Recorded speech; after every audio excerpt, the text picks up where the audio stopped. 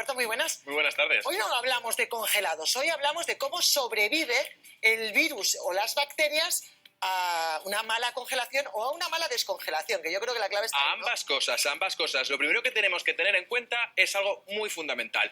El frío no mata. Yo creía que sí, que el ultracongelado era capaz de matar bacterias. Como mucho, lo que vamos a hacer es paralizarlas. Pero lo fundamental, o a nivel de las temperaturas que manejamos en casa, lo que hacemos es ralentizar el crecimiento de esos microorganismos, que crezcan más lentamente y alargamos la vida útil. Mira, para que lo entendamos con algo muy sencillo. Fíjate, la temperatura ambiente, que la vamos a representar de alguna manera con esta goma verde. Ten cuidado, por favor, no sueltes a la cara. Con facilidad. Por eso, fíjate qué fácil y qué poco bacterias. No tienen casi resistencia. Vale. ¿Qué pasa en el frigorífico? Que ya estamos hablando de temperaturas de entre 4, 2, 8 grados, dependiendo, lo enganchamos aquí. Y lo que estamos haciendo es bajar la temperatura. Lo que quiere decir es que aumentamos la resistencia a ese crecimiento. Es que me ha costado. Fíjate, cuesta más, ¿verdad? Ahora ya sí. Esta es la diferencia de que a temperatura ambiente las cosas duran horas, en el frigorífico duran días, y en el congelador, que son menos 18 grados, Aquí ya nos va a costar. Aquí ya nos va a costar, y aquí hay que tener cuidado, no nos vemos en la cara. Fíjate que además hacemos ejercicio, sí. Aquí ya cuesta. Por eso duran meses, pero los alimentos en el congelador no son inmortales. ¿La diferencia cuál es? Que con las bacterias reducimos ese crecimiento, pero con los virus no. Lo que hacemos es paralizar, porque el virus para multiplicarse necesita infectar algo, con lo cual es la única sutil diferencia. Y ojo también, nunca congelemos algo que se ha puesto, ya se ha pasado de fecha, porque lo hemos dicho, no mata. La cadena del frío es fundamental, vamos a hablar de ella. Y Molero, nuestra María Molero, se ha ido hoy a un laboratorio. ¿Por qué, María? ¿Qué quieres demostrar allí? Quiero que veamos y que comprobemos la cantidad de bacterias que se pueden acumular en superficies y en envases que todos tenemos en casa. Unos guisantes que me he comprado yo esta mañana, va a ser mi cena. Vamos a ver qué cantidad de bacterias se acumulan en envases como estos. Que estoy con Rocío Fuente, bióloga del Laboratorio Control.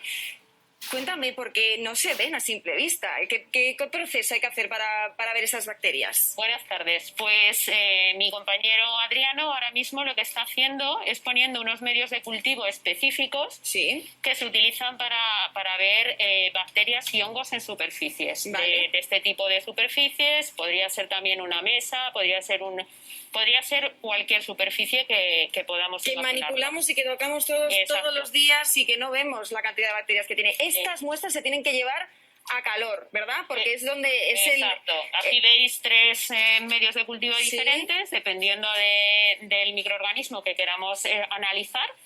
Pues vamos a hacerlo en cultivos diferentes. Y fijaos, porque con el calor crecen y se reproducen estas bacterias. Aquí tenemos un hongo, lo que sería un hongo, ¿no? Estos son hongos, esto hasta los 72 horas más o menos, no, 5 días. En estos son 5 días de incubación. A los 5 días aparecen. Está en 24 horas, que sería una enterobacteria en este caso, y da un poco idea de la limpieza y desinfección pues de la superficie en general. Vale. Y luego tenemos esta tercera que le hemos hecho. Que son aerobios mesófilos, y está normalmente en 3 días lo tenemos ya. Y esta da idea un poco de la contaminación ambiental que puede caer también en los alimentos. Bueno, pues muy atentos, Mamen, Luis Alberto, no solo hablamos de bacterias, también de virus que permanecen en la superficie. Vamos a hacer una PCR a estos guisantes y enseguida se la mostramos. Vamos contigo, me parece interesantísimo porque bendito frío, ¿eh?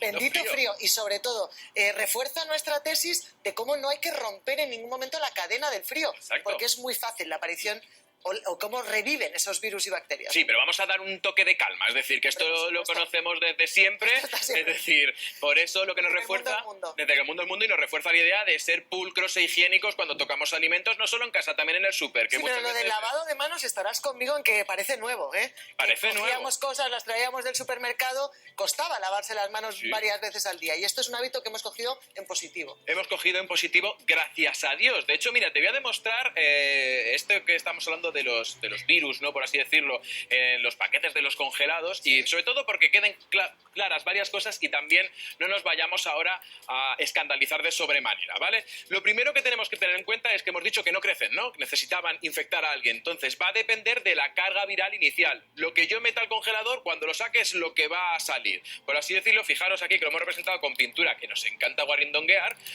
Este tendría mucha menos y este tendría mucho más. Segundo paso, siempre lavarse las manos y evitar cuando tocamos los paquetes luego tocar los alimentos. Es decir, lo idóneo en este paquete que tendría, fijaos, aquí... Es tirar la comida dentro de la olla así, sin contacto.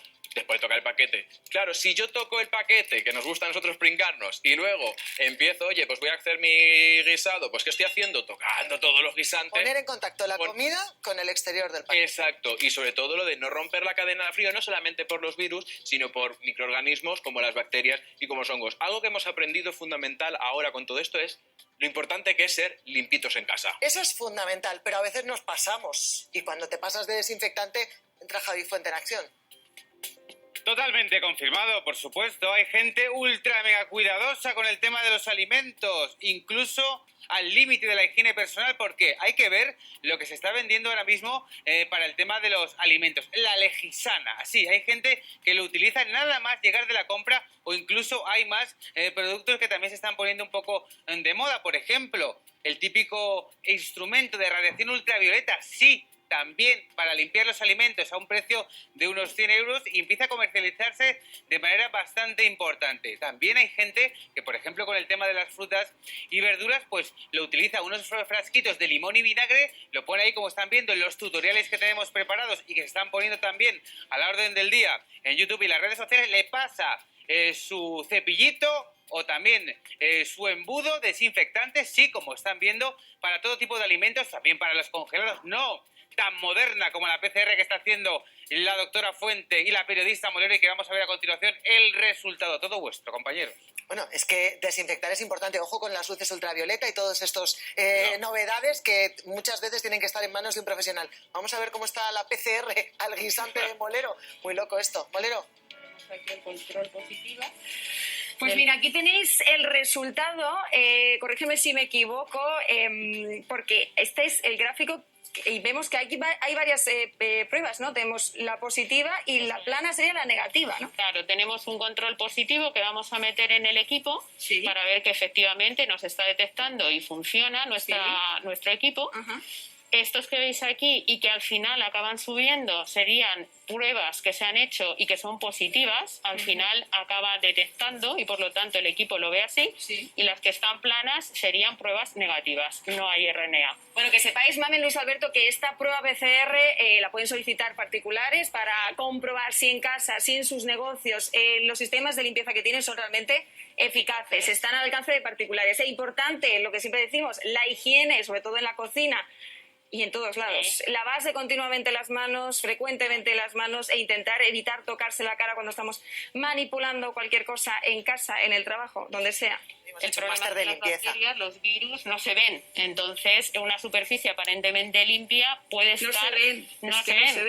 Puede estar completamente llena de virus o de bacterias o de hongos. La única forma realmente efectiva de ver que tu proceso de higiene y desinfección es el correcto es hacer de vez en cuando este tipo de pruebas, y esos son nuestros clientes que al final nos confían sus muestras para verificar y corroborar que sus procesos de limpieza y desinfección son los correctos. Muchísimas gracias, doctora, Rocío. Gracias. Más cosas, chicos. Molero, gracias. Bueno, pues hemos aprendido hoy mucho.